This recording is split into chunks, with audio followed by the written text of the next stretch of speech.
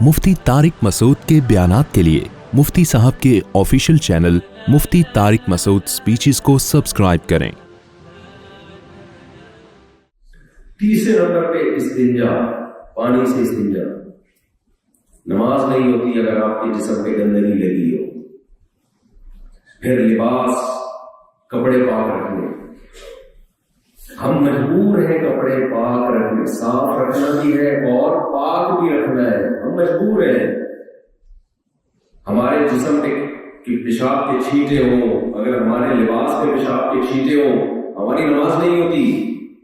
مسلمان مجبور ہے ہر وقت اپنے جسم کو، اپنے لباس کو پاک اور صاف رکھنے پر۔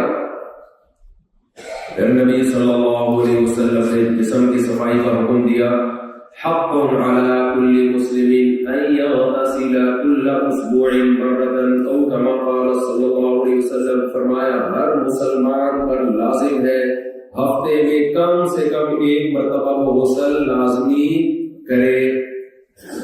یہ اس زمانے میں حکم دیا جا رہا ہے جب دنیا غسل سے آشنا نہیں تھی۔ آپ کو پتا ہے مغربی دنیا جو ویسٹرن دنیا ہے، ان میں 100 سال پہلے کی اگر آپ ہسٹری اٹھا کے دیکھیں، میں زیادہ ڈیٹیل میں نہیں جاؤں گا کیونکہ مجھے دوبارہ بھی یہاں آنا ہے۔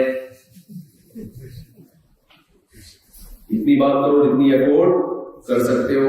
100 سال پہلے اس قوم کو اور ان قوموں کو آپ اٹھا کے دیکھیں، نہانے دھونے کا کوئی تصور نہیں تھا۔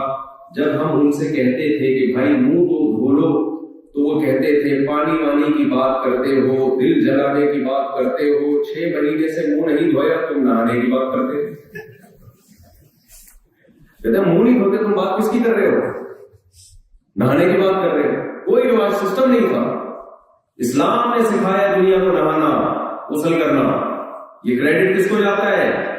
اسلام کو جاتا ہے، محمد صلی اللہ علیہ وسلم کو جاتا ہے یہ کریڈٹ۔ صفائی میں ناخن داخل ہے یا نہیں ہے؟ مجھے ایک بات بتاؤ، یہ پاسبل ہے؟ ممکن ہے کہ آپ کے ناخن بڑے ہوئے ان میں میل نہ جمے؟ یہ ممکن ہے؟ نہیں ممکن۔ نبی صلی اللہ علیہ وسلم نے صحابہ کو حکم دیا 10 چیزیں پیغمبروں کی سنت ہے، ان میں نتف العانہ، حلق نتف العانہ، بغلوں کے بال صاف رکھنا، زیر ناف بال صاف رکھنا۔ جہاں بھی گندگی اکٹھی ہو سکتی تھی، میل کچیل اکٹھا ہو سکتا تھا، نبی صلی اللہ علیہ وسلم نے ان اسباب کے اختیار کرنے سے منع کیا کہ جو اسباب میل کچیل کی طرف لے جا سکتے ہیں۔ اگر آپ کی بغلوں میں بال بڑے ہوئے ہو، زیر ناف بال بڑے ہوئے، میل کچیل ضروری نہیں کہ آئے، اگر آپ روزانہ دھوئے تو نہیں آئے، آ تو سکتا ہے۔ حکم دیا ان بالوں کو صاف کیا جائے، اور فرمایا پیغمبروں کی سنت ہے، پیغمبروں کا طریقہ ہے، فطرت ہے پیغمبروں کی، ہر پیغمبر نے اپنے بالوں کو صاف کیا ہے۔ یہ ہے اسلام کی صفائی، جو آج بھی دنیا اس کی مقابلے کا نظام طہارت نہیں لا سکتی۔ آپ صلی اللہ علیہ وسلم نے حکم دیا کہ پیغمبروں کی فطرت میں استنشاق بھی ہے۔ استنشاق کا مطلب کیا ہے؟ ناک میں پانی ڈال کے ناک کو صاف کرنا۔ ناک صاف کرنا ہر دور میں رہا ہے۔ جب آپ کی ناک بھر جاتی ہے تو مجبور ہو گیا آپ کو صاف۔ دیکھو جب کسی کا گٹر بھر جائے تو اس کے پاس کوئی آپشن رہا نہیں ہے نا صفائی کا۔ ناک میں باقاعدہ پانی ڈال کے ناک کو صاف کرنا، یہ کلچر کون لے کر آیا ہے؟ محمد صلی اللہ علیہ وسلم۔ دنیا اس کلچر سے واقف نہیں کہ ناک میں باقاعدہ پانی ڈال کے ناک کو صاف کیا جائے۔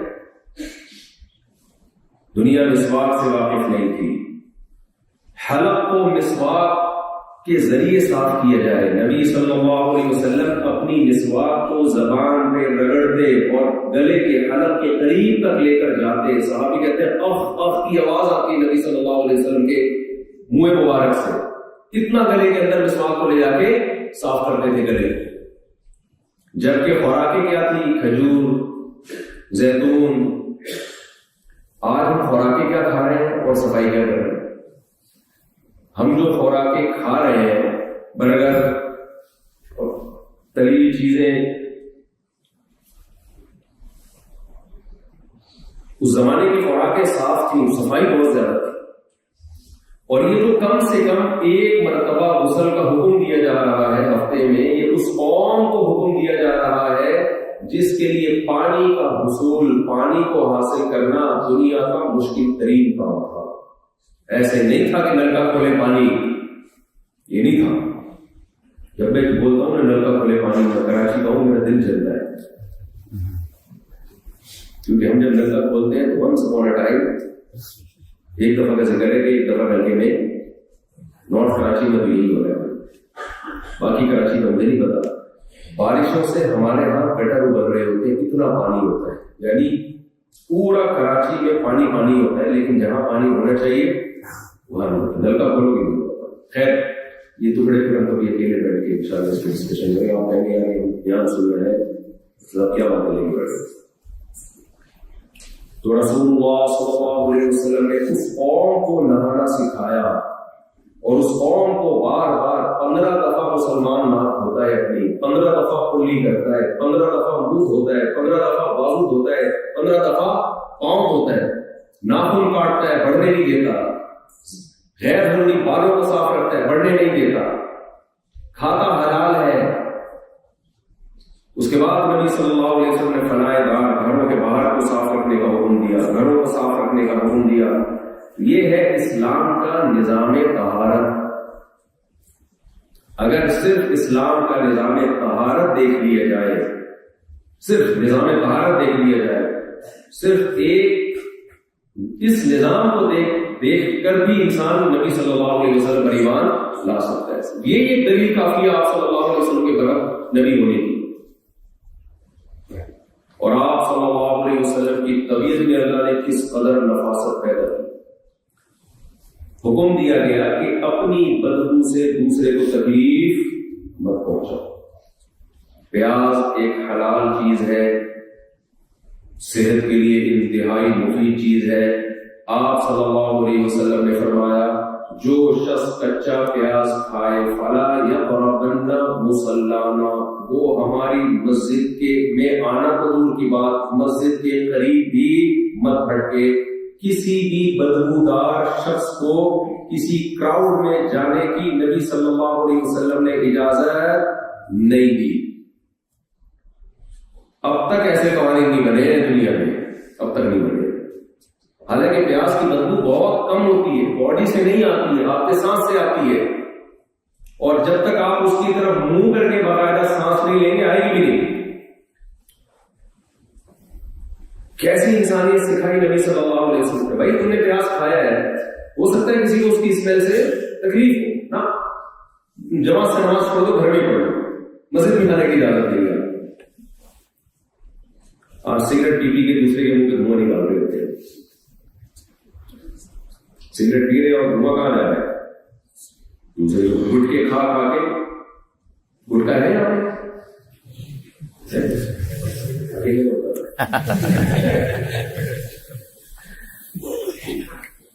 تو وقت بہت تھوڑا ہے اور 12:30 پہ میں نے بیان ختم کرنا ہے. تو دیکھیے اسلام کا انٹروڈکشن جب بھی ہم کرنے جاتے ہیں، ہمیں اسلام میں خوبیاں ہی خوبیاں نظر آتی ہیں، صفائی ستھرائی نظر آتی ہے، طہارت نظر آتی ہے. مسئلہ اسلام کا نہیں ہے، مسئلہ میرے اور آپ کے ساتھ. دیکھو اسلام نے سفید لباس کو پسند کیا. سفید لباس کو صاف رکھنا مشکل ہے. سیاہ لباس میلا ہو پتہ چلتا ہے. بولے جو لوگ بھی میلے، کچھ لوگ تو بلیک ڈریس پہنتے ہیں، ویسے بھی شوق میں پہنتے ہیں، ان کی لباس نہیں کر رہا، وہ ٹینشن میں نہ ہے. کچھ میلے کچیلے ہونے کی وجہ سے پہنتے کہ یار میلا ہوگا نظر نہیں آئے گا. نہ نبی صلی اللہ علیہ وسلم کو کون سا لباس زیادہ پسند تھا؟ صحیح حدیث ہے سفید. سفید میلا ہوگا فوراً پکڑا جائے گا. اس کو صاف رکھنا مشکل ہے، مشکل کام کا حکم دیا جا رہا ہے بھائی. اور آپ کہہ رہے ہو میں بلیک کپڑے پہنوں گا تاکہ میلے ہو پتہ نہ چلے. وہ تو ہے نا میلے. تو بھائی میلے کا مطلب میلہ سمجھتے ہیں؟ میلے کا مطلب کچھ لوگ اتنے میلے ہوتے ہیں کہ جب وہ نہاتے ہیں نا تو جس صابن سے نہاتے ہیں اس صابن کو پھر سرف سے دھونا پڑتا ہے. کس کو کہتے ہیں؟ اٹ از کالڈ میلہ. تو نبی صلی اللہ علیہ وسلم نے سفید لباس کو پسند کیا. اس میں بہت ساری حکمتیں ہیں. اس میں ایک بڑی حکمت کیا ہے کہ سفید لباس کو میلا رکھنا بہت مشکل، صاف رکھنا بہت مشکل، میلا رکھنا بہت آسان، بہت جلدی میلا ہو جاتا ہے، اس کو صاف رکھنا بہت مشکل ہے۔ اور اگر پھر بھی کسی کو اسلام کا نظام طہارت اور نظام صفائی پر یقین نہ آئے نا تو اس کو مردے کی مثال دیا کرے۔ ہمارے ہاں میت کو قبر میں بھیجنے سے پہلے بھی نہلایا جاتا ہے، حالانکہ جا کے کیڑوں نے کھانا ہے اس کو۔ جب تک ہمارے سامنے ہے، رسول اللہ صلی اللہ علیہ وسلم نے ہمیں حکم دیا کہ اپنے مردوں کو غسل دو، تو مردے کو بھی جس مذہب میں میرے بھائی میلا کچیلا قبر میں ڈالنے کی اجازت نہیں ہے، اس مذہب میں زندوں کو میلا کچیلا رہنے کی کیسے اجازت ہے؟ تو اس لیے اسلام کی ہم سب کو قدر کرنی چاہیے، رسول اللہ صلی اللہ علیہ وسلم کی تعلیمات کی قدر کرنی چاہیے۔ کسی عالم نے بڑی پیاری بات کہی ہے کہ علوم نبوت یہ خود دلیل نبوت ہے۔ نبی صلی اللہ علیہ وسلم نے جو تعلیمات دی ہے، یہ تعلیمات ہی آپ کے برہم نبی ہونے کے لیے کافی ہے۔ یہ تعلیمات سے پتہ چل جاتا ہے کہ جب حالات 180 ڈگری پر ہوں، دوسری طرف ہو، ان حالات میں ایسی تعلیمات دینا یہ میسنجر آف گاڈ کا کام ہو سکتا ہے، یہ کسی بشر کی اپنی تخلیق نہیں ہو سکتی۔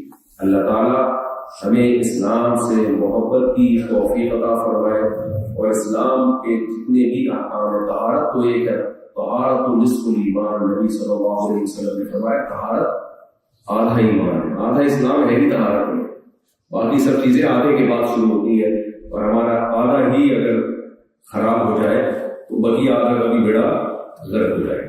تو اللہ تعالیٰ ہم سب کو رسول اللہ صلی اللہ علیہ وسلم کی تعلیمات پر عمل کی بھی توفیق عطا فرمائے، اور آپ کی نبوت پر کامل یقین بھی عطا فرمائے، اور ہمیں اسلام کا وہ تصور پیش کرنے کی توفیق عطا فرمائے جو اسلام کا حقیقی تصور ہے۔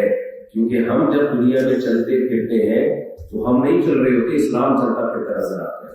تو کتابوں کا اسلام اور ہماری زندگی کا اسلام اور اگر ہوگا تو غیر مسلم اس کی طرف نہیں آئے گا، غیر مسلم کتاب کا اسلام نہیں دیکھتا، وہ شخصیات کا اسلام دیکھتا ہے۔ اللہ ہمیں اسلام کے سانچے میں ڈھلنے کی توفیق عطا فرمائے، اور